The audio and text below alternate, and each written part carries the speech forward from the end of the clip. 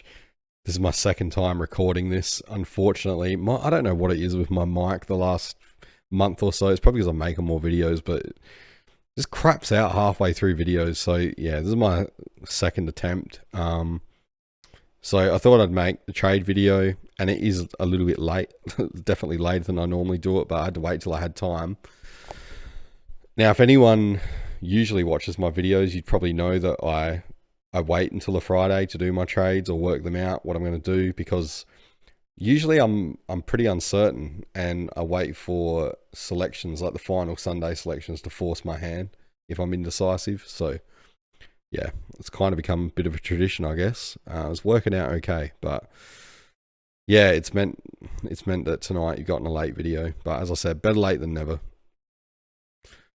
So I'll run through, I guess, how the team's going over the first 3 games, which is pretty good. Like, it's not crazy good, but it's not bad. Then I'll look at the trades, and I'll just quickly run over, I think, the 3 games that have already been. Have a bit of talk about what happened there. So just with my players, yeah, Sinclair standard. Clark, unfortunately, standard for him. In his defence, his last 3 quarters were actually good. I think he scored like 77 points, but the problem is he scored like 6 in the first quarter, so that just killed him. And Worrell, 134. Absolutely love to see that, because he's a little bit of a pod. What is he? He's about 10% owned, 11% owned, so that's pod-ish. Probably fairly poddish for the top teams, I'd say. I haven't seen too many with him.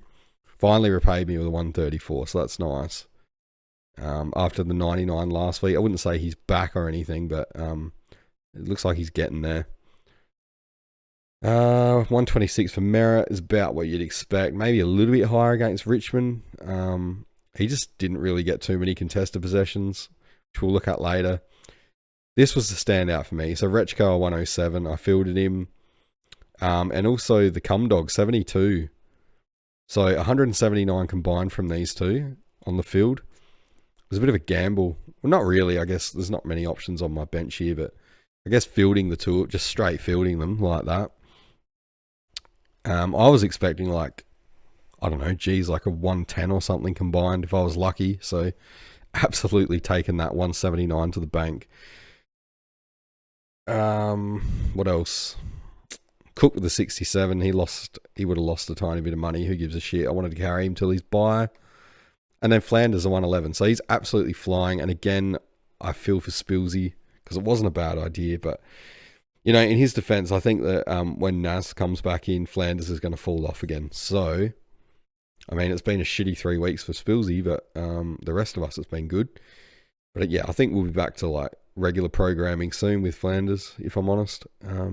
Then maybe it's time to get rid of him. But the 112 or whatever he's done over the last 3 weeks has been really, really bloody welcome, to be honest.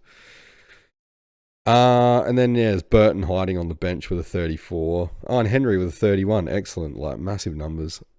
So they've both just beaten their break-evens by 1 and 2 points.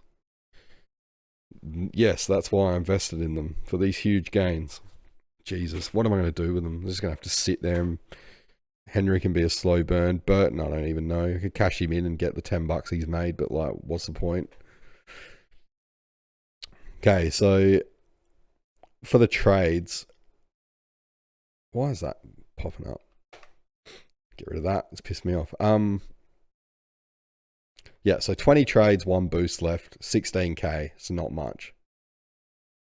What am I going to do with it? I should probably, as well, before I do that, I'll say I'm VCing Grundy, and because of the way that my available loopholes are, I've only got the choice, I think, of if Grundy doesn't work out for some reason, I think for me it's Bont or it's Gorn. It's probably Bont though. Could even be Butters. I don't know. We'll see. But yeah, it depends how quick I can get to my phone after footy and stuff. So yeah. So back to the trades. Sorry about that. I forgot to mention the captains. Want to do it properly though. Only get one shot at this, or two apparently. So yeah, what am I going to do? So trying to play the long game, as you all know if you've been watching. So the obvious one here to trade out would be Selwood, because his break even of 58 is approaching his average, which is 59. Although I've been saying all along, it's not his true average.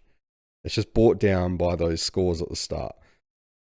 The 38 and the 28. He's been pretty bloody good since then. So, unfortunately, it's a numbers game, though, and those numbers are taken into account. But I think he should clear that break even this week. I can't imagine the Dogs will just smash Melbourne and Melbourne won't get the ball down in their 50 very much, because we've seen how Melbourne play. So Selwood should be fine. But who else could I trade? There's Marshall. He's come back in this week. He's probably made... Oh, he's made like 98k. He's probably not made quite enough. Lindsay I don't want to get rid of because he's just good fieldable option at the moment. Should make like... Well, he should make some more money. He should get to 400k total. Who else in the midfield? Maybe Murdoch. I didn't want to trade Rechko because he still had money to make. Didn't want to trade Cumming because he hadn't made enough. Anderson's got a break even of 5. So I think he will come back sometime soon and then he's all good. Sharp, he will be back. I think a couple of weeks is when it said. Break even of, what's that? -6 still. So, and he hasn't made enough money. And to be honest, he has actually been vital to this team this year as that perma loop. The amount of times that he has allowed me to get the VC or C score. And I think my VC and C are now... Sorry, the captain scores for me this year have been averaging about 155, 156 or something like that. So, yeah, and that's partly to do with having Sharp there. Him and Kalani White absolutely carrying the team. I can't trade... I wasn't going to trade Burton because, as I said, he's made like $8.50 or something. And then, yeah, there's nothing to trade in the forward line. So, it would have to be Selwood. And I said last week that I was kind of keen on Dirksen if he had got named. He wasn't. Then he got named this week. And I don't think he's got good job security whatsoever because Wiedering is listed as just calf tightness. And the article I read said that he will be available next week. So, it's obviously not too bad. But let's have a look anyway, what I could do if I bought in Dirksen for Selwood. Selwood, I think, also is a good buy cover because I think he doesn't have a buy till round 16. So I think he can cover all the way through. Yeah, he does. So he's good cover. Like, he's not going to get you tons or anything. But it's better than nothing. So maybe he's got a purpose to serve. We'll see. So yeah, let's say I went with Dirksen. I didn't want to get Bodie Ryan because I just didn't trust his job security. Evidently, he scored like 30 or something, so it made the right call, at least in the short term. So, Dirksen in for Selwood. Now what? Like, as I said, I don't want to get rid of Anderson. The others haven't made enough money. I could upgrade Murdoch. There's just one problem. There's no midfielders that I can afford for 518k that I actually want. So, I was contemplating McCluggage, but I haven't seen what I want out of him yet. And that was before he shit the bed last week. I was contemplating it. I don't want to sound elitist or anything, but with the position that my team's in, I don't feel like I have to take these risks on these really, really discounted players. I've got a pretty limited list of players that I want. So players like Smith, Holmes, Heaney, guys like that, and I'm happy to wait a little bit for them because I think I can get them. So yeah, I'm not in a rush. So I'm not just going to rush out and get some player for under 518k just because I can, because I actually don't want any of them currently. Now the other thing I could do, because I don't want any defenders, because I'm happy with the 4 primos, the whatever Clark is, and Lindsay being on the field, so I don't need to touch that for now. But I could sub just for this week, let's say McInerney into the middle, or a Pickett or whoever, field them, and then is there a forward that I want that's under 518k? This one's a little bit different, so I guess there is. I was kind of keen on Jack Ross, but I couldn't afford him, so I didn't do that one. Also, gut feel wasn't entirely there on him. Tracy as well. Don't mind him, although, again, even though his total points are really good, it's that key forward thing. Kind of erratic. Like, he'll give you 60s and stuff. It's just, I don't know. It doesn't feel good when that happens, even though it evens out, as you can see with the numbers. So I know I want Petrarca, right? And for now, Flanders is looking like a keeper. So that, you know, if McInerney's sitting here, that means, and Petrarca, I've got one spot to upgrade. The problem is, I don't know who I want it to be. And again, I feel like I can wait. So there's too many options. I'm kind of waiting on the forward line to see who's going to present as that clearer option. I just have no idea right now. They're kind of all inconsistent. Yeah, I don't know. So yeah, I'm happy to wait. I'll just wait as long as I can on that one. I really want to upgrade the midfield first. So in the end, I decided I'm not trading. I'm not making any trades this week. I'm just not super keen on any of the rookies. Ison looks like the best one, but I don't think I have to go early on him because maybe Dirksen would be appealing if he keeps his spot next week. But as I said, I don't think it's probable. Bodie Ryan, well, he did nothing to make me want to pick him, and he's off the bubble anyway. Banfield, he scored well, admittedly, but he only got 10 touches, which is a worry. If I was going to get anyone, it'd probably be Banfield and Ison next week. We have 3 trades because of the buys. So I can easily go 2 down, 1 up. I also still have that boost, so if I really need to, even though I don't probably want to next week, I could go 2 up, 2 down. So, yeah, I think I'm not going to do anything. I was going to sit on my hands this week because, to be honest, the gut feel is telling me to not do anything.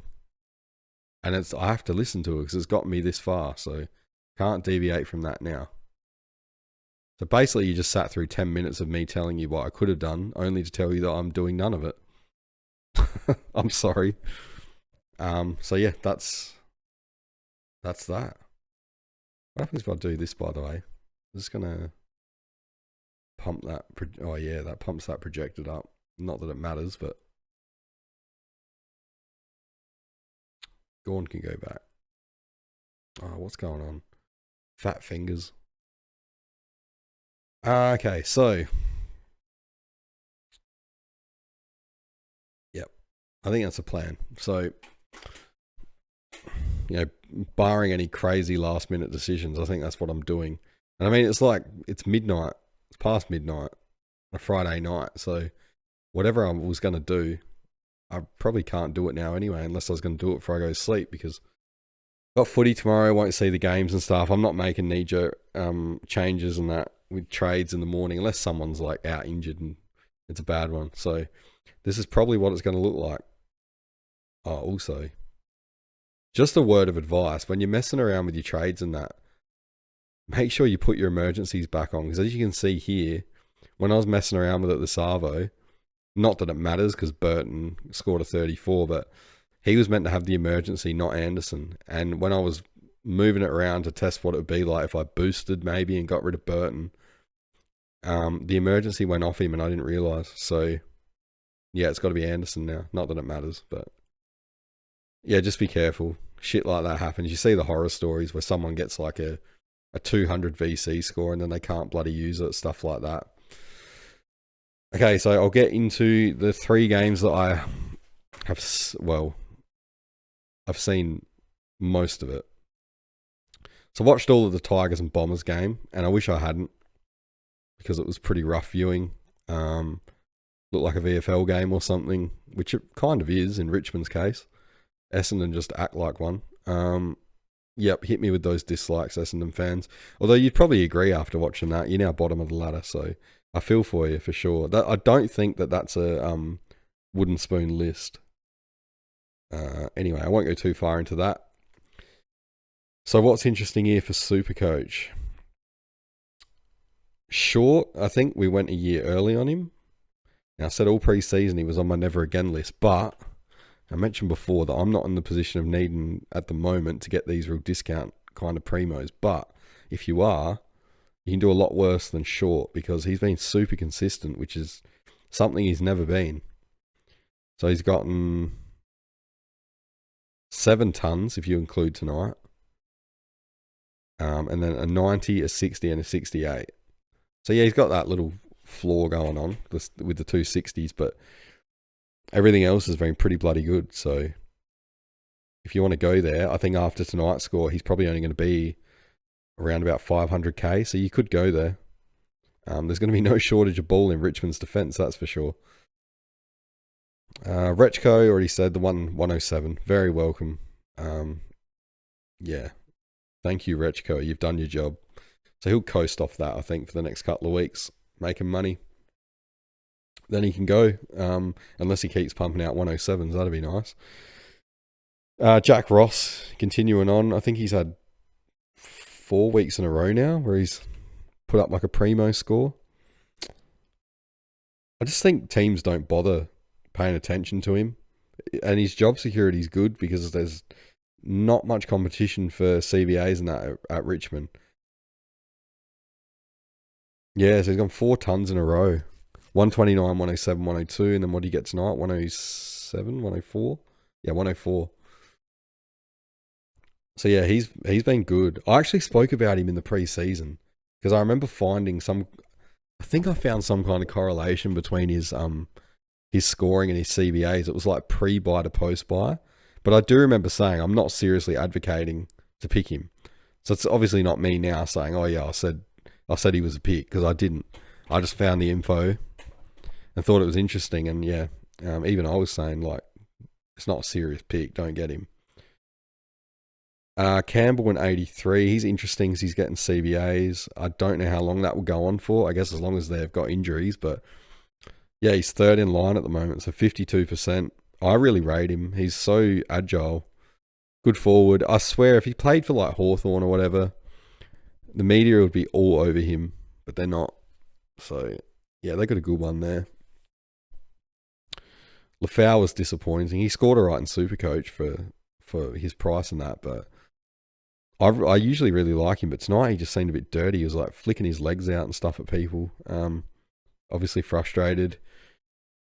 Yeah, the cum dog 72. So that early goal I think helped with his scaling. I think he ended up like neutral or something with that.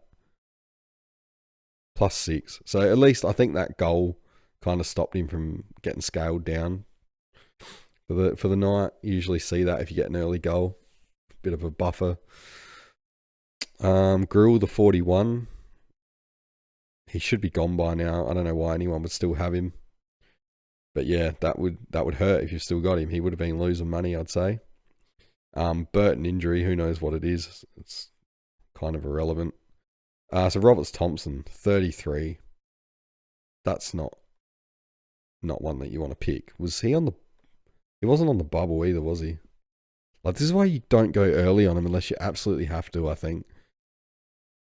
113. Like, he's cheap, I get it. He's a midfielder. Yeah, he's only played 1 game. So 55 and then what? A 33. Yeah, he's not going to make you much. He's kind of like another Burton. Maybe not that bad. Anyway, Essendon. So this Parish 155, it kind of puzzles me. He had 5 free kicks against and 9 clangers. The scaling was +11. Normally, it's not that forgiving when you have that many free kicks and clangers, regardless of how good you were. And he was really good. I think he got the medal for best on ground or whatever it was. So, and it was deserved. I think he was really good. yeah, just odd to see sometimes how the scaling and the secret herbs and spices work. Would have been nice if he was pumping out these 155s back when some of us owned him at the start of the year. Instead, he was running around like he'd been shot. And when I say running around, I mean walking around. Merritt, as I said, the 126. 36 disposals. Didn't seem like he had that much of it. They certainly look for him when they're in trouble. That goal was nice as well, but yeah, only 6 contested. Kind of hurt.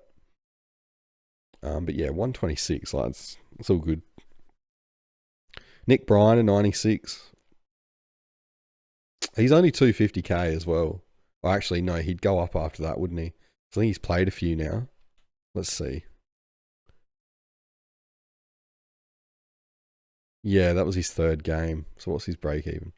41. So he probably went up roughly 20 to 25k. So if you're like, he's not, if he could keep scoring 96s or whatever, which he won't because he's not playing Richmond every week, but if he could, like, you could probably pick him up and he'll make some money. But I mean, I couldn't in my position because got one of the big boys in flex. So all I could really do if I really wanted to get him, I guess, would be trade out of forward and punt Kalani White to the forward line, chuck Nick Bryan into R3. But it's kind of a waste. Like, if he was scoring that much, you wouldn't want that just sitting on the bench. I guess it would be quick cash though. Anyway, moving on because I'm not getting him. What else have we got for Essendon? Farrow, the 91. He's been good the last couple of weeks, hasn't he? Didn't he get a good score last week? That would hurt because I know people would have probably traded him out to get Roberts, and I think he's actually been pretty close to Roberts' score. What did he get last week? 72. It's not bad though, like for his price and that. Yeah, that would hurt because Roberts the 85, so he's outdone him tonight.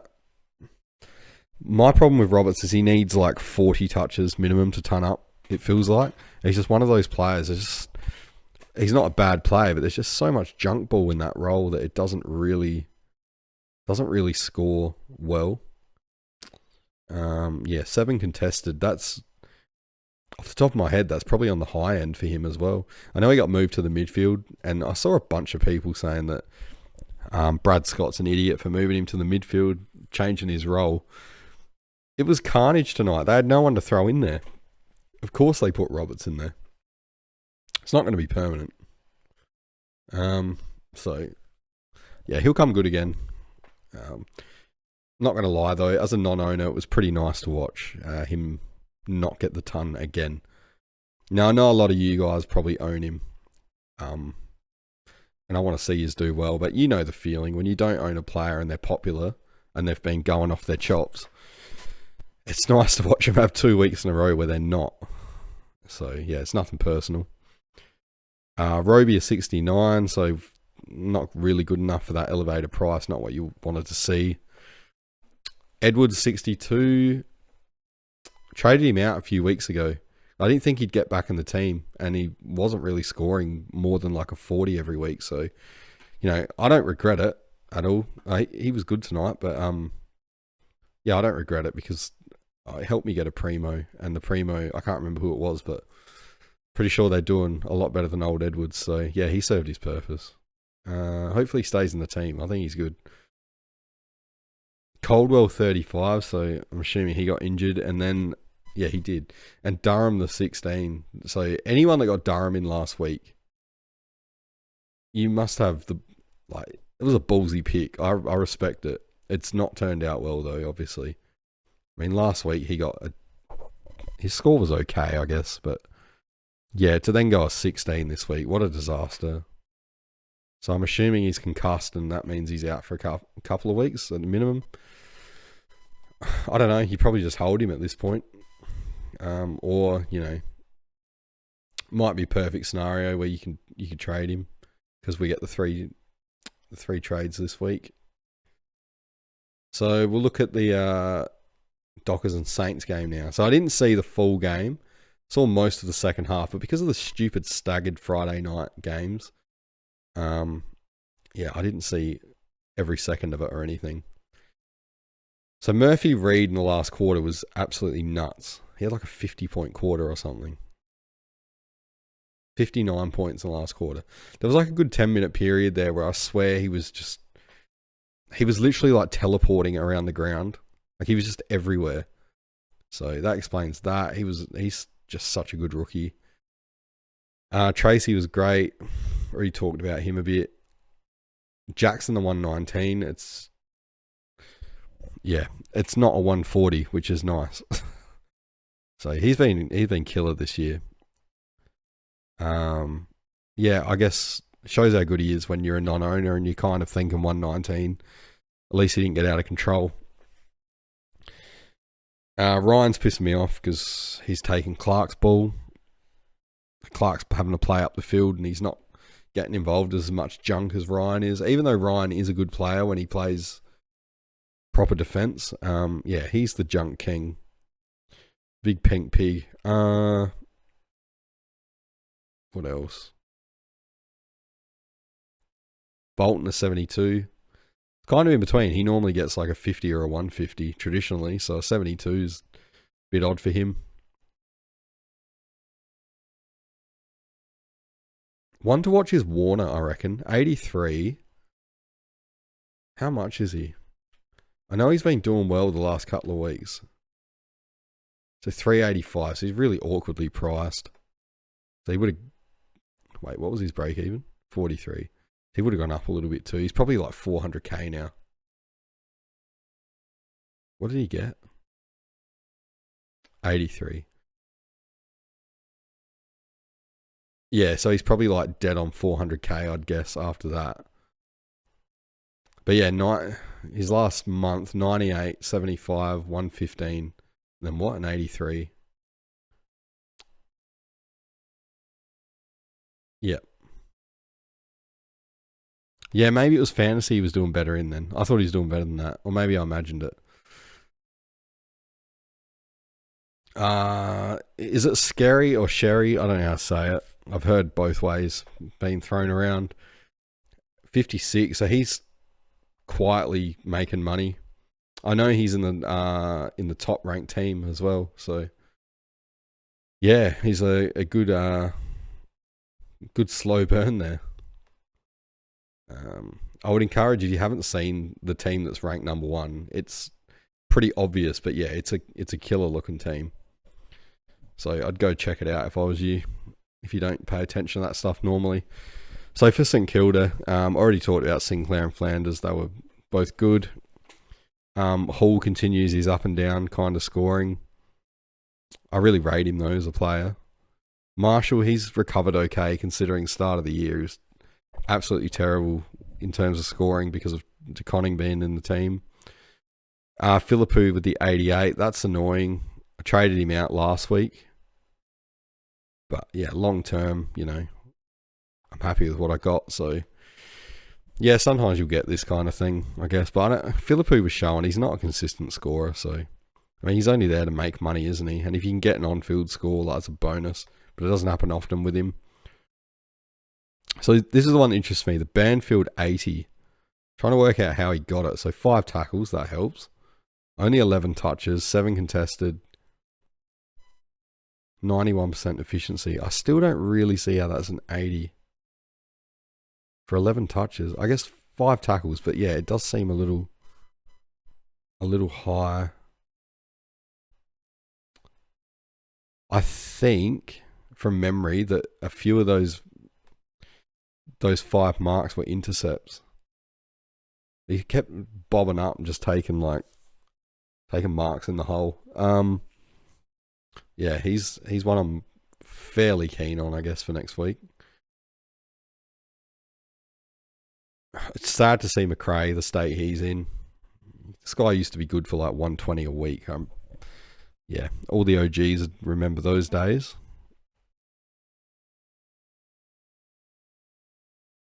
Carroll 35, back down to earth. He'd been good last couple of weeks. So if you held him, I think that's it. Like you've stretched it out long enough. He's got to go now. That's going to tank his cash gen. And then Henry the 31. Like, whatever. So I'll finish up on the Crom and the Hawks. I didn't see the whole game. I've not watched the replay because I'm not putting myself through that. I've had enough of watching the Crom this year. I can always tell you as well, like, barring last week, but whenever they play any half-decent team or like a top 8 team, I can already tell you the script of the game, okay? They usually they start out really defensive. We get to about three-quarter time. They're quite far behind. And then they'll they'll suddenly go attacking like they should have, like how they played last year, and they'll score some goals and make it look really respectable. Basically what happens whenever they play a decent team. It looks like last night they jumped out the blocks and kicked the first few goals. It's pretty much the same thing though. They just added extra steps at the start. So yeah, I'm getting sick of it. Like they're so nowhere this year at all.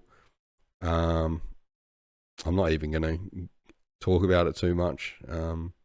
Yeah, just really frustrating. They should be doing a lot better than they are. They're always just like, I don't know, they're completely competitive, but they can't actually beat these teams. Like I know last year was a different story, but this year and in previous years, like go have a look at, there's a stat. It's like Matthew Nix's win-loss in margins that are under like 2 goals or something. It's wild. They've hardly ever won. It's just this massive number, I think, of losses. It's like 15 points or under, something like that.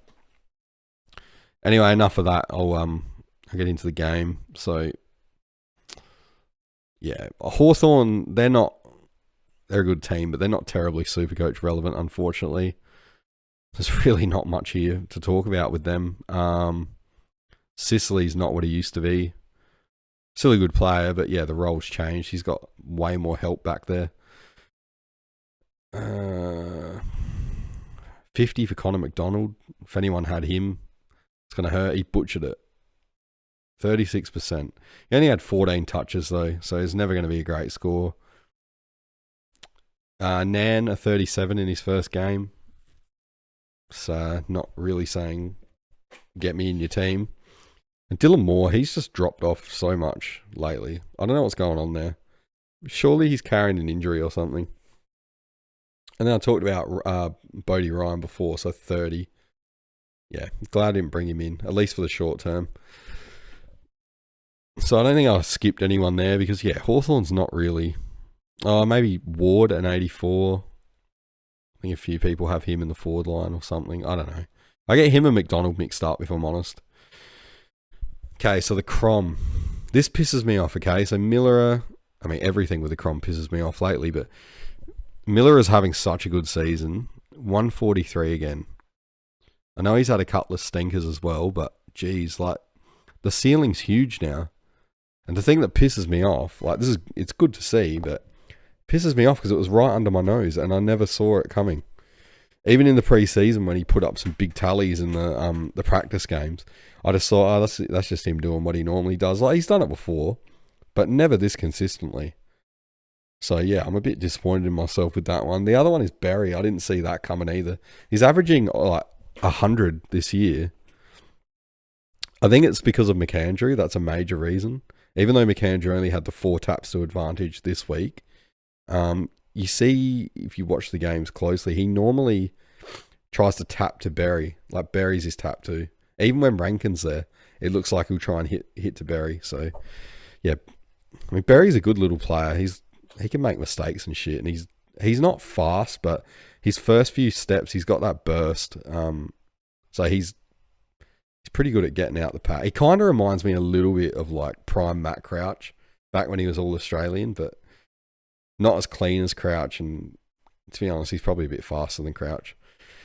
Anyway, Dawson a 111 is butchered at 36%. Could have been a big score.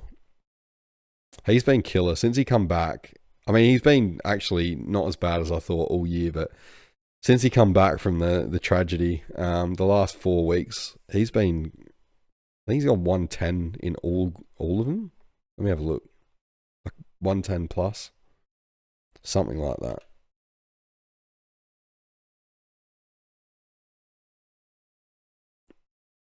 $138, 115, 130. Yeah, he's gone 110 plus and all of them. 115. Well, yeah. What did he get this week? A 111. So yeah, 110 plus. So he was 570k coming into this game. I think he'd be up. He'd have a low break even, wouldn't he? Oh no, so he'll barely move. So I think you can still get him if you got faith that he'll keep this up. I think he's actually getting more defense time.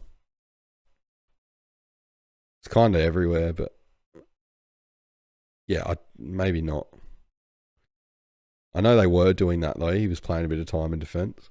I still think he's an elite half-back. And if we had, like if the Crom had an actual decent midfield could rely on without him, his best position's actually half-back flank.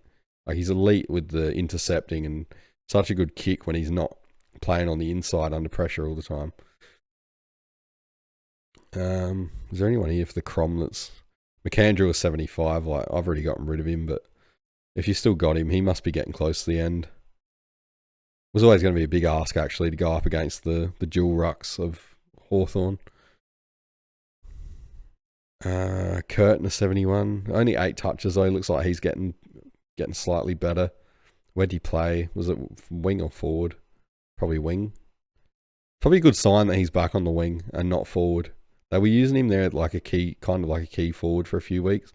Want to see him on the wing because I want him to get back in the midfield like he was in the pre-season. The kid could be anything, but yeah, that injury. It's kind of the story of the Crom's year. It's just a big letdown. Cook the 67. That's it. Like he's got a go at his bye now. So the Rankin one is a big story. Supposedly he hurt his calf, and it's not good because I saw Matty Nix say that sounds like it's serious. So yeah, I feel bad for people that bought him in like last week and this week and stuff. I think a lot bought him in last week because he was looking really good again. But that's the thing with Rankin. He's always been prone to stuff like this. Even when he was at the Suns, when he was really young. I mean, he's still young, but yeah, it's just bad luck, I guess. I mean, I think that's the whole thing with my year is I've gotten super lucky, and that's what most of this game is. But I've avoided so many of these injured players, and that will, no doubt, it'll change as the season goes on. But yeah, the first 10 weeks, like, just been so lucky. I think apart from Petrarca and Heaney, I can't even recall any injured primos that I've had. So yeah, the Rankin one. Yeah. I don't know if it's bad luck or if people kind of should see these injury risk players like with soft tissues and stuff, because Rankin's definitely one of them. But I guess, maybe his ceiling outweighs it. He can score like anyone. So Thilthorpe, I got a theory, right? It's probably completely wrong. Obviously, I'm kind of taking the piss here, but I reckon he got himself suspended on purpose because he was sick of him forcing him to play, because he's got the bad back. The guy can barely move. You watch him out there, doesn't look anything like what he was last year or pre-injury, the back injury. I think he just he took it into his own hands and got himself rubbed out, so he gets the bye and then the extra week. That's my story, and I'm sticking to it. And then Rochelle, 41, really disappointing for anyone that brought him in. Now, this is exactly the reason why I didn't bring him in, although it's happened for a different reason. So I wasn't interested in him because I knew that when Rankin come back, they always like to have one forward, one back. You won't see them in the midfield together. But Rochelle had no CVAs whatsoever. And Rankin getting 61% doesn't explain that. So it's kind of the same reasoning, but for a different reason, if that makes sense. So yeah, I don't know what's happened with Rochelle here.